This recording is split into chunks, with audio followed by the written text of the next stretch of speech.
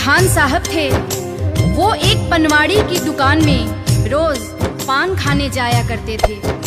एक दिन उन्होंने उसकी दुकान में एक तस्वीर देखी जिसमें छोटे से बालक की छवि थी। वो खान साहब उस बालक की तस्वीर देखकर पनवाड़ी से कहते हैं कि बालक तो बहुत ही सुंदर है। इसके सिर पर मोर मुकुट, कानों में कुंडल, तन पे पीतांबर और पाँव में पैजनियां कितने सुंदर लग रहे हैं। लेकिन बस एक ही कमी है कि ये जिस जमीन पर खड़ा है वो खुरदरी है और इसके पाँव में जूते भी नहीं हैं। ये खुरदरी जमीन इस नन्हे पाँव में चुभती होगी।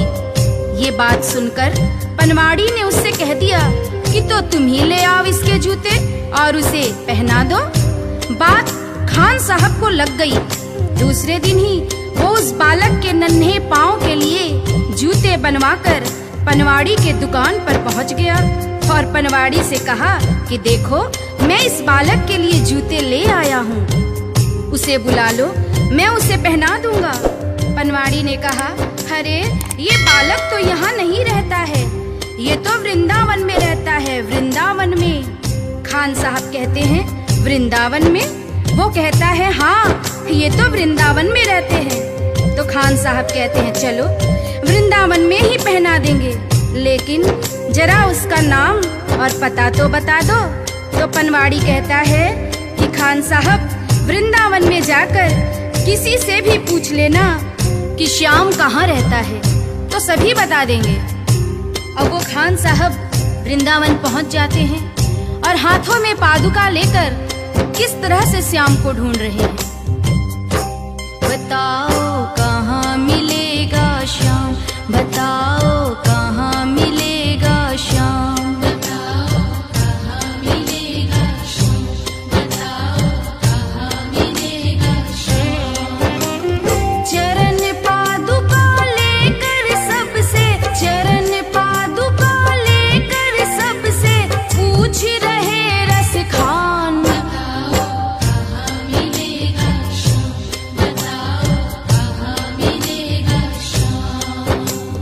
वृंदावन में चूंकि श्याम के नाम से उस बालक को कोई जानता नहीं था और वो कई दिनों से उसे ढूंढते ढूंढते परेशान हो गए। आखिर एक सज्जन व्यक्ति जो उनको कई दिनों से देख रहा था और अपने पास बुलाकर पूछता है कि अरे भाई, तुम किस श्याम को ढूंढ रहे हो? उसका हुलिया मुझे भी तो बताओ ताकि मैं तुम्हारी कुछ मदद कर सकूं। तो खान साहब श्याम के रूप का वर्णन करते हैं, सुनिएगा। वो नन्हा सा बालक है, सांवली सी सूरत है, बाल घुंघराले उसके, पहनता मोर मुकुट है, बाल घुंघराले उसके, पहनता मोर मुकुट है, नैन उसके कजरारे, हाथ नन्हे से प्यारे, बांधे पैजनिया पग में, बड़े दिलकश है नजारे, बांधे पैजनिया पग में, बड़े दिलकश है नजारे। घायल कर देती है दिल को, घायल कर देती है दिल को उसकी एक मुस्कान। बताओ कहाँ मिलेगा श्याम, बताओ कहाँ मिलेगा श्याम। श्याम की जो छवि खान साहब उस सज्जन को बताते हैं, उसे सुनकर वो सज्जन को पता चल जाता है कि ये खान साहब किसे ढूंढ रहे हैं और वो उसे समझाते हैं। समझ में आया जिसका पता तू पूछ रहा है, वो है बांके बिहारी जिसे तू ढूंढ रहा है, वो है बांके बिहारी जिसे तू ढूंढ रहा है। कहीं वो श्याम कुहाता, कहीं वो कृष्ण मुरारी, कोई सांवरिया कहता,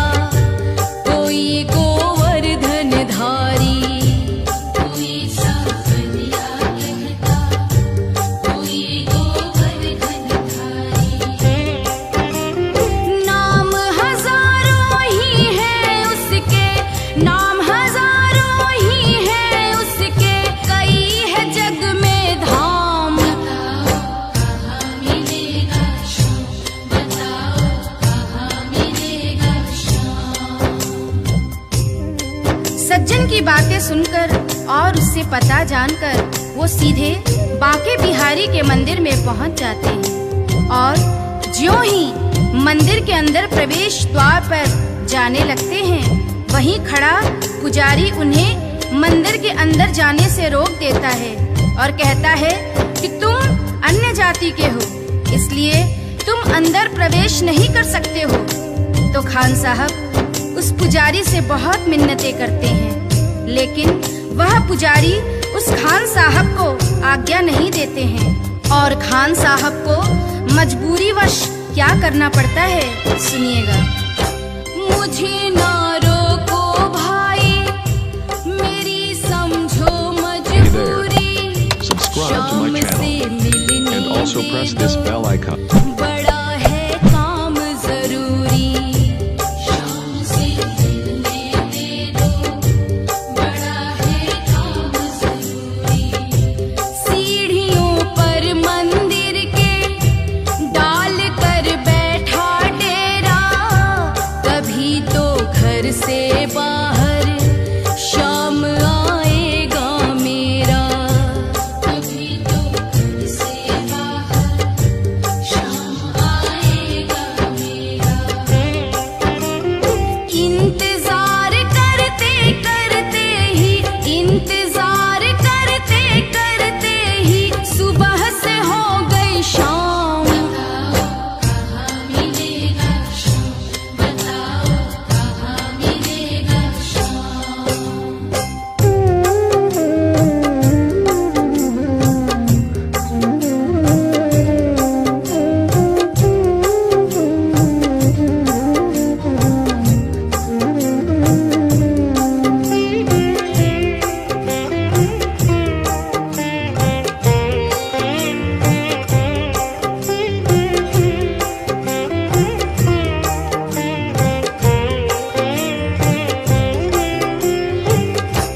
जाग कर रात बिताई, भोर होने को आई, तभी उसके कानों में एक आहट सी आई, तभी उसके कानों में एक आहट सी आई।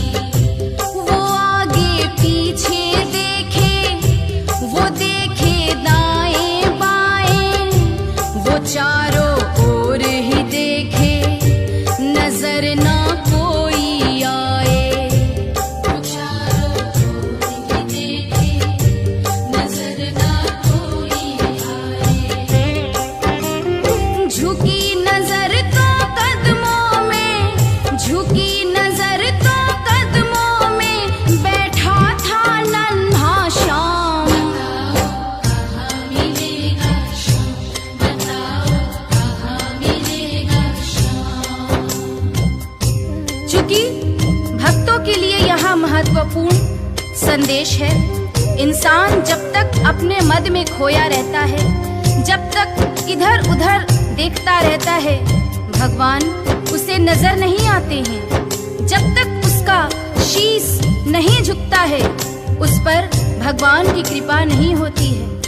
यहाँ पर जैसे ही खान साहब शीश झुकाकर नीचे की ओर देखते हैं, तो वह बालक नजर आ जाता है और खान साहब खुशी से फूले नहीं समाते हैं और कैसे उस बालक पर अपना प्रेम लुटाते हैं।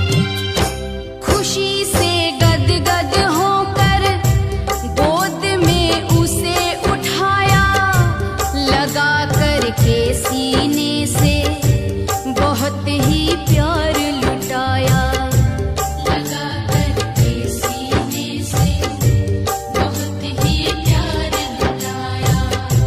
पादुका पहनाने को पाँव जैसे ही उठाया, नजारा ऐसा देखा, कलेजा मुँह को आया, नजारा ऐसा देखा, कलेजा मुँह को आया। कांटे चुभ चुभ करके घायल, कांटे चुभ चुभ करके घायल हुए थे नन्हे पाँव, बताओ कहाँ मिलेगा शाम, बताओ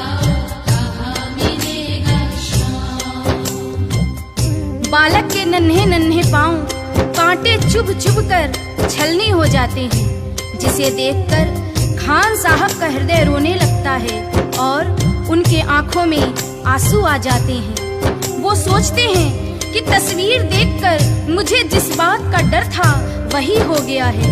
ये खुरदरी जमीन पर चलकर आया है जहाँ फूलों में कांटे पड़े होंगे, जिससे इसके पांव घायल हो गए हैं।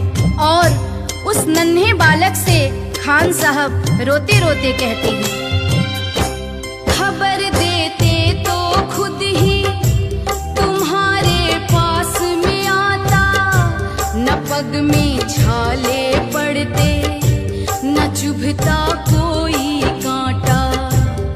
अब वो नन्हा बालक उस खान साहब की उंगली पकड़कर मंदिर के अंदर ले जाता है और बांके बिहारी की मूरत की तरफ इशारा करके कहता है कि बोलो खान भाई बोलो, अगर मैं तुम्हें अंदर बुला लेता तो तुम क्या मुझे पहचान पाते? क्या तुमने यही मूरत अपने दिल में मेरे लिए बसाई थी? क्या तुम मुझे पहचान पाते? नहीं पहचान पाते ना, इसलिए ही छवि जैसी तू मेरी बसा के दिल में लाया, उसी ही रूप में तुझसे यहाँ मैं मिलने आया, उसी ही रूप में तुझसे यहाँ मैं मिलने आया। गोकुल से मैं पैदल आया, गोकुल से मैं पैदल आया, तेरे लिए ब्रज धाम। बताओ कहाँ मिलेगा शाम, बताओ कहाँ मिलेगा शाम। ये कटु सत्य है। गीता, रामायण, महाभारत कहीं भी पढ़ लीजिए। भगवान को हम जिस रूप में देखते हैं उसी रूप में वो हमें दर्शन देते हैं। जैसे कि द्रौपदी ने कृष्ण से कहा कि तुमने मेरा चीर बढ़ाने में इतनी देरी क्यों की? तो कृष्ण ने कहा कि दोष मेरा नहीं है द्रौपदी, दोष तुम्हारा है। द्रौपदी, मैं तो तुम्हारे पास ही खड़ा था, तुमने पुकारा ही नहीं। तुमने तो द्वारिकाधीश मेरी लाज बचाओ कहकर पुकारा, इसलिए मुझे द्वारका जाना पड़ा और तुम्हारे पास आने में मुझे वक्त लग गया। अगर तुम मुझे भैया कहकर बुलाती तो मैं